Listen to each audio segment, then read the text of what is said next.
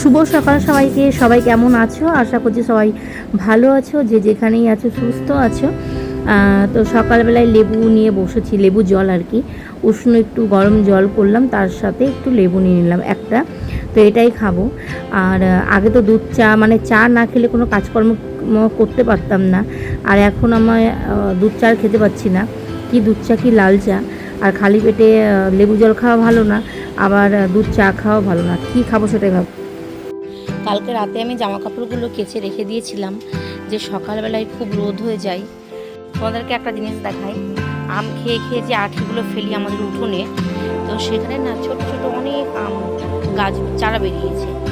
আমার ছেলে আবার সেই চারাগুলো তুলে টবে লাগিয়েছে। কয়েকদিন হলো, একটু ছোট লাগিয়েছিল, তো এখন দেখছি যে বড় হয়ে গেছে অনেকটাই। সবাইকে গুড মর্নিং। বরখাতে চাপে কফি করে আসলাম, কফি করে দিয়ে তারপরে আসলাম ছাদে।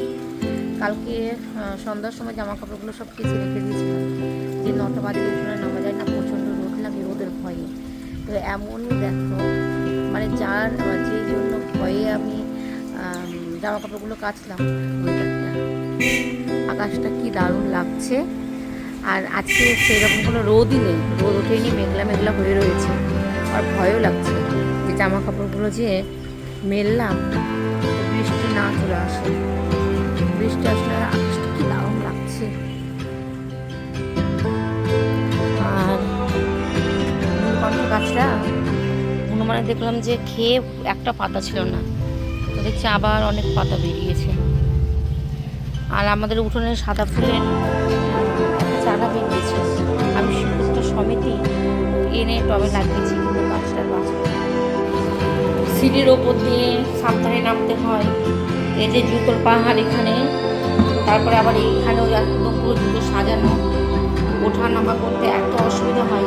আমি যতবার ফাঁকা করে রাখি, আর এরা ততবার এরকম করে জানি করবে এখানে, যেহেতু এরা ছাদে ওঠে না, আমাকে উঠতে হয়।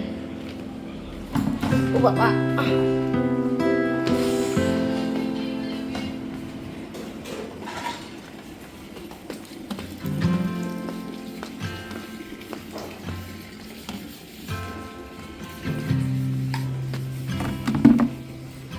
আজকেও ফুল ফুটেছে আমার গাছে, কালকে তোলা হয়নি, আজকে দেখছি অনেকগুলো ফুল ফুটেছে। আজকে সকাল সকাল জল দিয়ে দিয়েছে। এই যে বললাম যে রোদ নেই, আস্তে আস্তে রোদ উঠছে। আজকে সকালবেলায় জল দিয়ে দিয়েছে। রান্নাঘর পরিষ্কার করা হয়নি, রাতে রান্না করেছিলাম ডালিয়া ফালিয়া সব। তো এখন এই যে শ্বশুরকে একটু চা করে দিব, চা করে দিয়ে তারপরে এইটুকুটা সুন্দর করে পরিষ্কার করব। দুধটা বসিয়ে ছাদে জামা কাপড় মেলতে গেছিলাম, তো দেখছি মাসি বন্ধ করে দিয়েছে, বেশ ভালোই করেছে।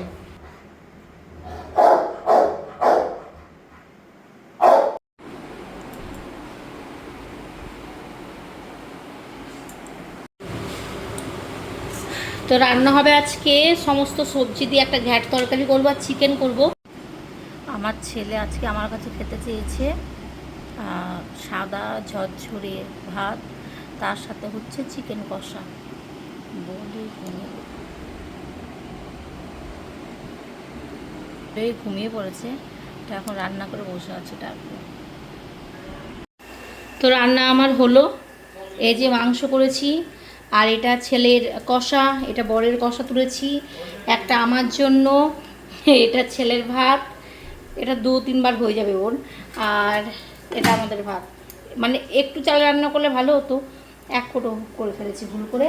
আর আমার বর আজকে বড়ার জন্য সব কিছু রেডি করে দিয়েছিল, কিন্তু কেমন হয়েছে, জল বেশি দিয়ে দিয়েছিল, তো এই জন্য এরকম হয়েছে।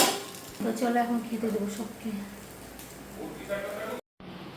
তো এটা হচ্ছে আমার ছেলের খাবার, কালকে ওকে সাজিয়ে দিয়েছিলাম, খুব পছন্দ হয়েছিল ওর, মানে সাজিয়ে দিলে ভাতটুকু খাই। তো চিকেন কষা আর একটা সবজি করেছি, আর লেবু আর ভাত। তো চলো ওকে এখন দিয়ে দিই। ফোন দেখে আর খাই, তো এটা হচ্ছে অভ্যাস আমার আর ওর হয়ে গেছে। তো ওর বাবা যখন খেতে বসে ওই জন্য বসে না ফোন দেখার জন্য। এই বৃষ্টি শুরু হয়ে গেছে, ঝমঝম করে বৃষ্টি পড়ছে। আমরা বসে বসে বৃষ্টি দেখছি। গেছিলাম ছাদে, জামা কাপড়গুলো মেলা ছিল, অর্ধেকটা ভিজে গেলাম।